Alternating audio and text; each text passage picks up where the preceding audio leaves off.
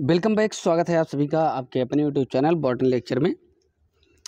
Guys यहाँ पर दूसरा लेक्चर लेकर के आपके सामने आ गए हैं। फोटोसिंथेसिस से दूसरा लेक्चर है पीएफसी 5th सेमेस्टर वालों के लिए और एमएससी 3rd सेमेस्टर वालों के लिए वीडियो है, ठीक है, ध्यान दीजिएगा। फोटोसिंथेसिस उनका जो इम्पोर्टेंट चैप्टर है इस पर डिस्कशन चल रहा है। तो पहला लेक्चर ऑलरेडी हमने अपलोड कर दिया है, आई होप कि आप लोगों ने देख लिया होगा। तो दोस्तों हमने आपको लास्ट में बताया था कि लाइट रिएक्शन और डार्क रिएक्शन 2 स्टेप में फोटोसिंथेसिस कंप्लीट होता है।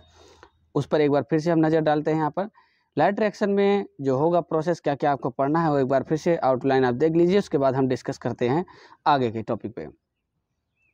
तो रॉबर्ट हिल ने सबसे पहले दिया था, इसलिए लाइट रिएक्शन को हिल रिएक्शन के नाम से भी जाना जाता है। और लाइट रिएक्शन ऑलवेज क्लोरोप्लास्ट के ग्रेना रीजन में होती है, ठीक है। और उसके बाद इसका जो स्टेप हमने बताया था, फर्स्ट स्टेप में आपको पढ़ना है red drop and immersion enhancement effect पढ़ना है। दूसरा इसमें पढ़ना है टू पिगमेंट सिस्टम और तीसरा है फोटो ऑक्सीडेशन ऑफ वाटर। फिर उसके बाद नेक्स्ट हो जाएगा production of assimilatory power, PH system first and PH system second, यानी पिगमेंट सिस्टम फर्स्ट और सेकंड। तो इन सब के बारे में डिस्कशन यहाँ पे हम लोग करने वाले हैं।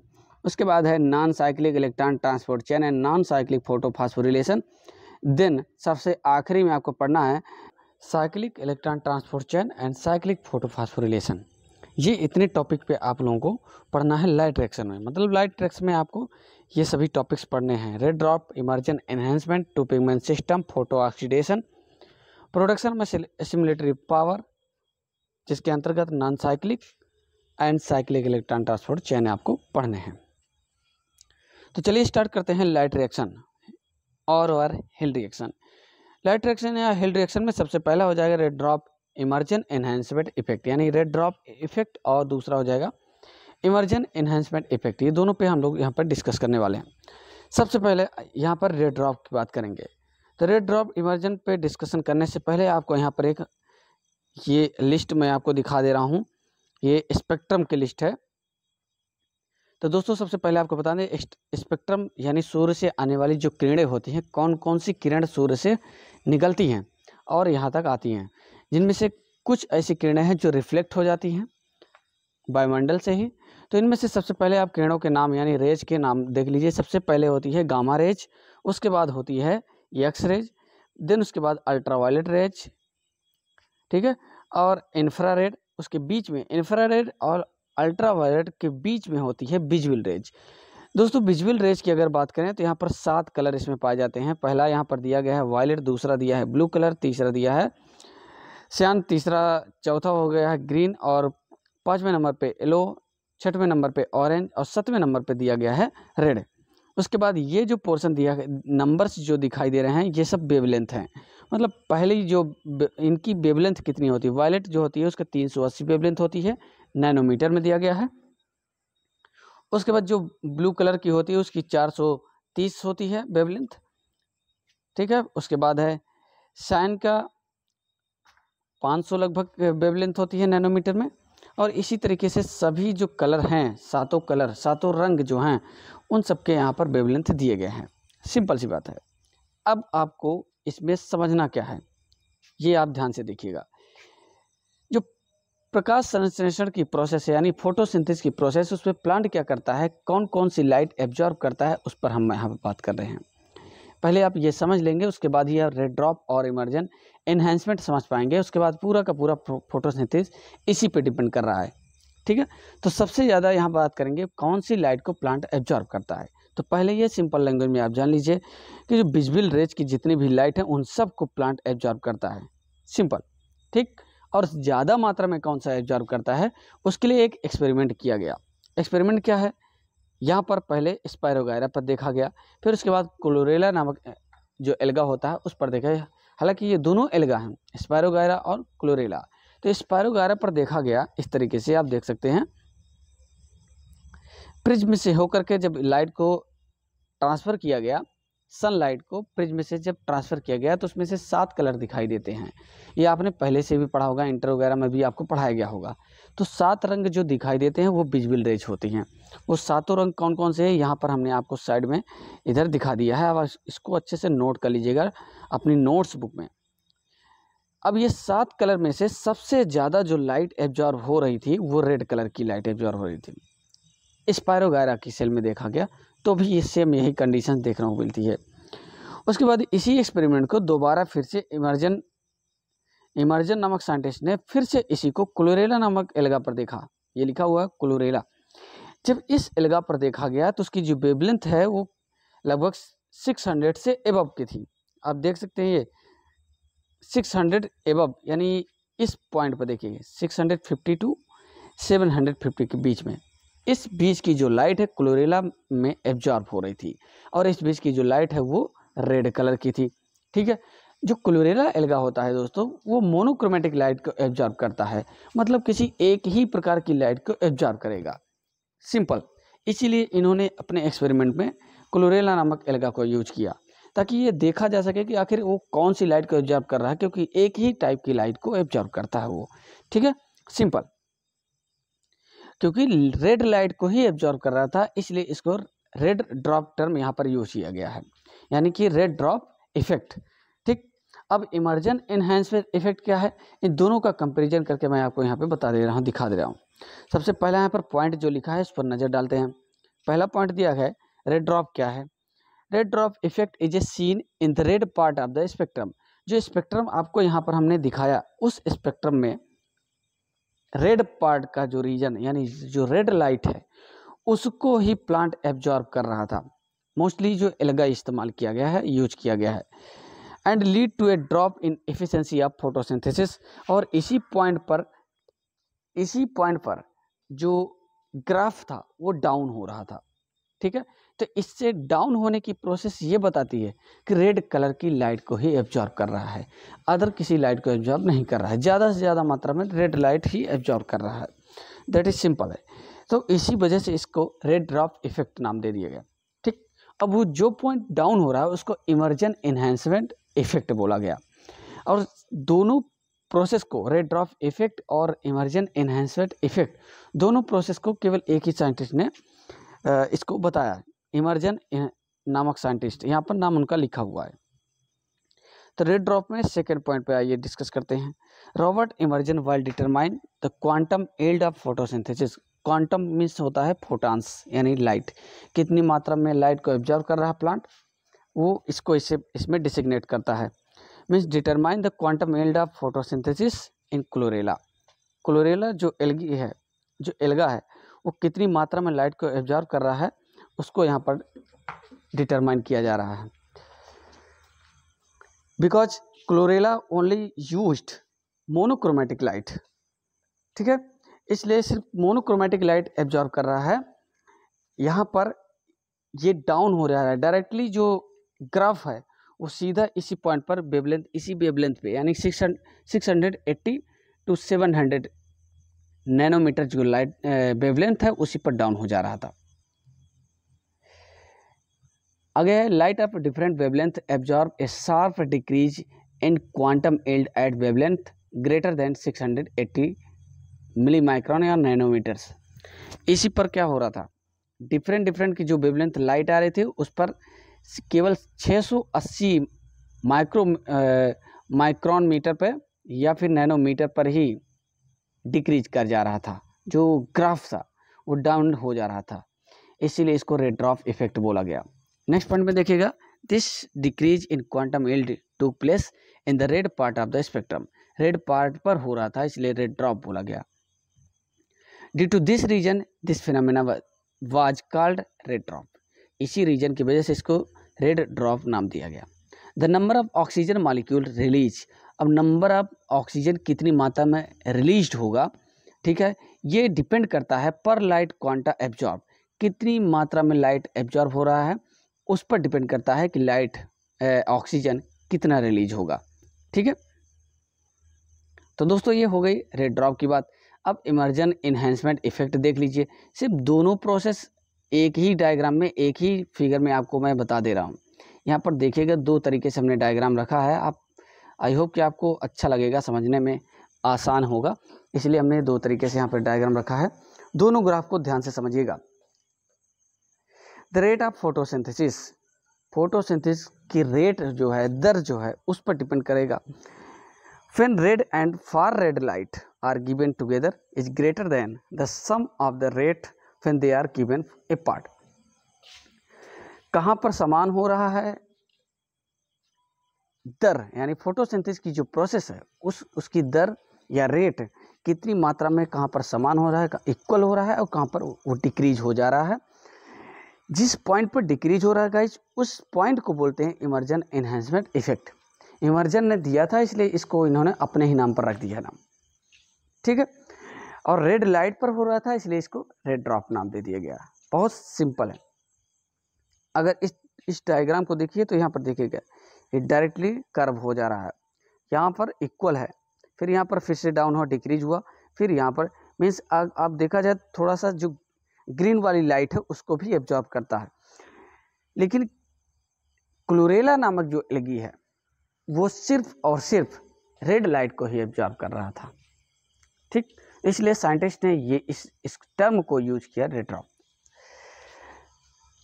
इस ग्राफ में देखिएगा तो यहाँ पर डिक्रीज था, फिर उसके बाद यहाँ पर इंक्रीज हुआ, फिर डिक्रीज हुआ, फिर इंक्रीज हुआ, फिर से डिक्रीज हुआ, और इस पॉइंट पर बहुत ज़्यादा मात्रा में डिक्रीज हुआ, यानी इस लाइट को ज़्यादा एब्जॉर्ब कर रहा था, और सीधा स्लाइडली यहाँ पर डाउन हो जा रहा था, डायरेक्ट यहाँ पर लो हो जा रहा था, ऑफ हो जा रहा था।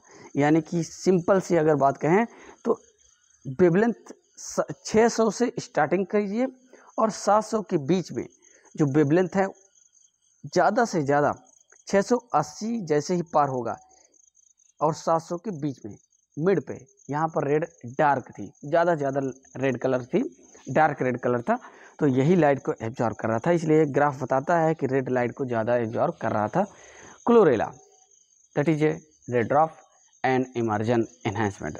तो दोस्तों आई होप कि आप लोगों को समझ में आ गया होगा। इस पॉइंट को भी आप स्क्रीनशॉट ले सकते हैं, डायग्राम को स्क्रीनशॉट ले लीजिए और अच्छे से इसको समझिएगा। अब बात करेंगे पिगमेंट सिस्टम फर्स्ट और पिगमेंट सिस्टम सेकंड की, या कह सकते हैं फोटो सिस्टम फर्स्ट और फोटो सिस्टम सेकंड। सबसे पहले पिगमेंट सिस्टम फर्स्ट की बात करते हैं।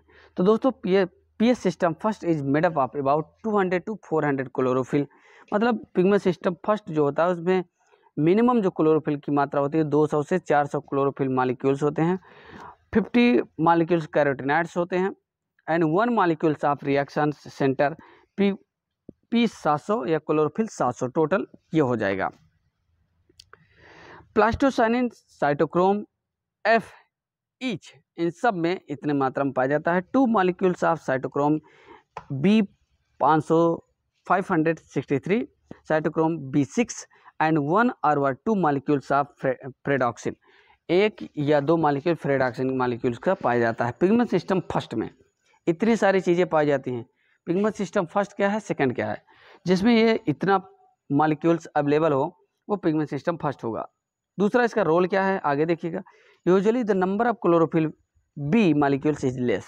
क्लोरोफिल बी की मात्रा बहुत कम होती है। पिगमेंट सिस्टम फर्स्ट और सेकंड में डिफरेंसेस आता है, तो आप ध्यान दीजिएगा कि पिगमेंट सिस्टम फर्स्ट में क्लोरोफिल बी की मात्रा बहुत कम होती है।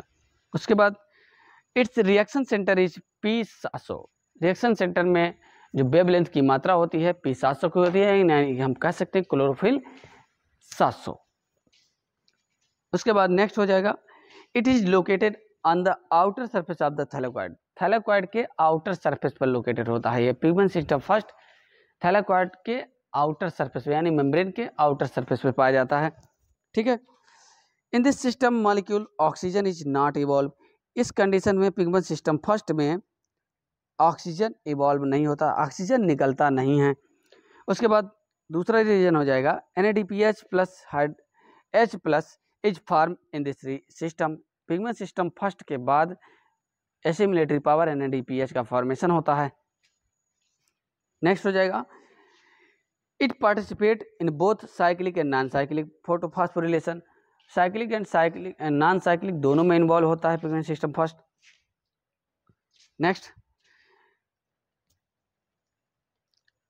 हो जाएगा, when chloroplast are ultra centrifuged pigment system first being lighter come up, thus pigment system first comes under lighter fraction. जब क्लोरोप्लास्ट में अल्ट्रा सेंट्रीफ्यूगेशन किया गया, पिगमेंट सिस्टम फर्स्ट जो था वो लाइटर फॉर्म में यानी लाइटर रीजन पे पाया गया, ठीक है। नेक्स्ट हो जाएगा पिगमेंट सिस्टम सेकंड। तो दोस्तों पिगमेंट सिस्टम सेकंड की बात करते हैं। Pigment system second is made up of about 200 chlorophyll molecules, 50 carotenoids molecule, 1 molecule of reaction centres and P680 chlorophyll पाया जाता है। अननोन सब्सटेंसेस जो होते हैं Z, manganese and chlorine, क्यूनोन, plastoquinone, cytochrome B6, cytochrome F and plastocyanin each, ये सब पाए जाते हैं इसमें। उसके बाद दूसरे पॉइंट में हो जाएगा usually the number of chlorophyll B molecule is more, यानी क्लोरोफिल बी की मात्रा यहाँ पर पिगमेंट सिस्टम सेकंड में बहुत ज़्यादा होती है। उसके बाद है इट्स रिएक्शन सेंटर, इसमें जो रिएक्शन सेंटर होता है उसमें P680 होता है, यानी क्लोरोफिल की मात्रा 680 होती है। उसके बाद it is located on the inner surface of the thylakoid, thylakoid के इनर सरफेस में, इनर मेम्ब्रेन पर पाया जाता है। Next, in this system molecule oxygen is evolve, pigment system second involve होता है ऑक्सीजन इवॉल्वेशन में। As a result of break down of water, यहाँ पर वाटर मॉलिक्यूल ब्रेक होता है और ऑक्सीजन इवॉल्व होता है। नेक्स्ट हो जाएगा NADPH plus H plus is not form in pigment system second, pigment system second में NADPH ऊर्जा का फॉर्मेशन, एसिमिलेटिव पावर का फॉर्मेशन नहीं होता है। ठीक है, उसके बाद नेक्स्ट हो जाएगा it participates only in non cyclic photophosphorylation, it gives electron to PS system first when NADP plus is reduced to NADPH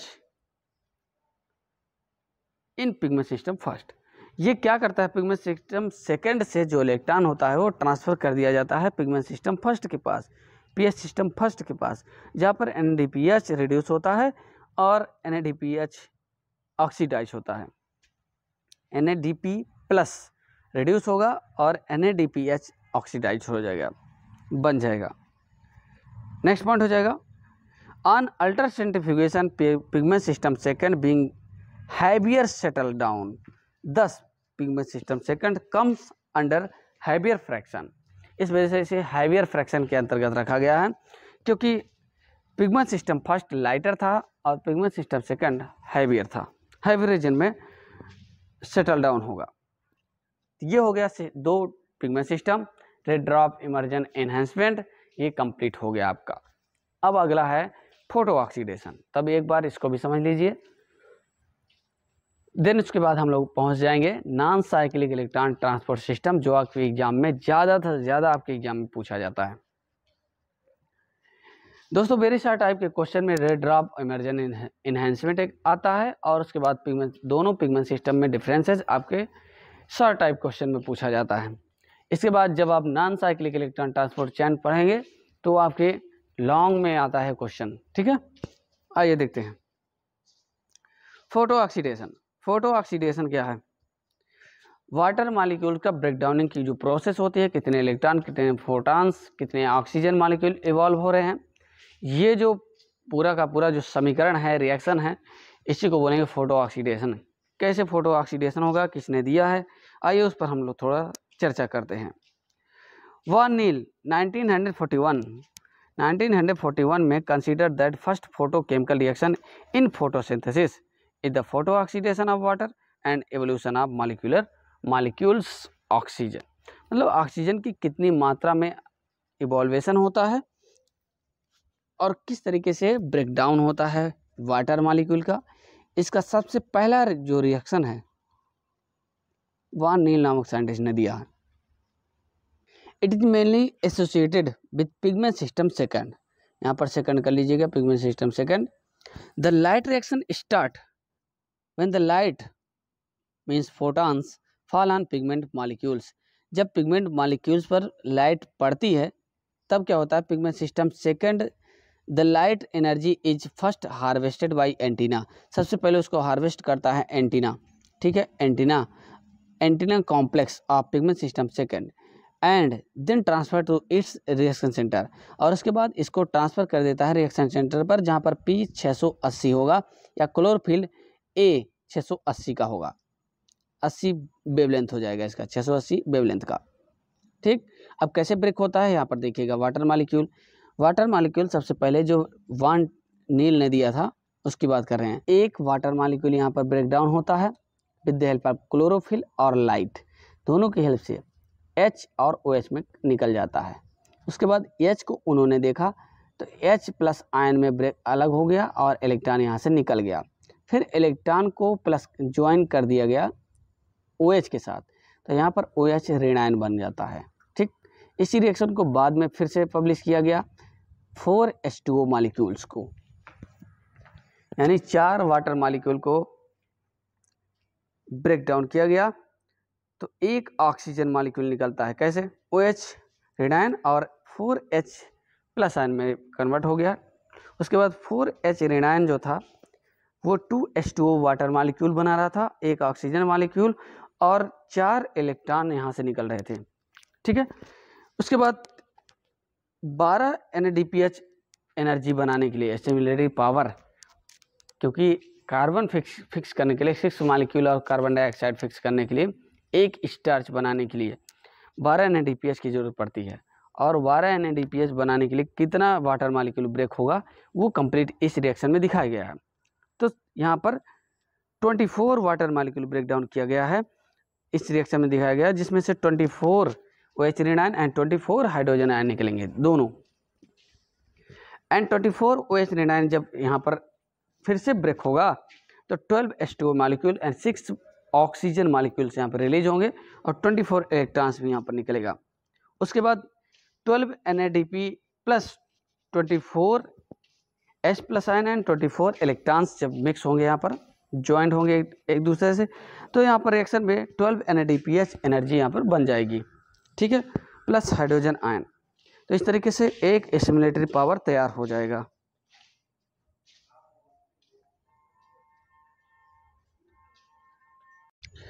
तो दोस्तों बस इस वीडियो में फोटो ऑक्सीडेशन तक ही हमको बताना था।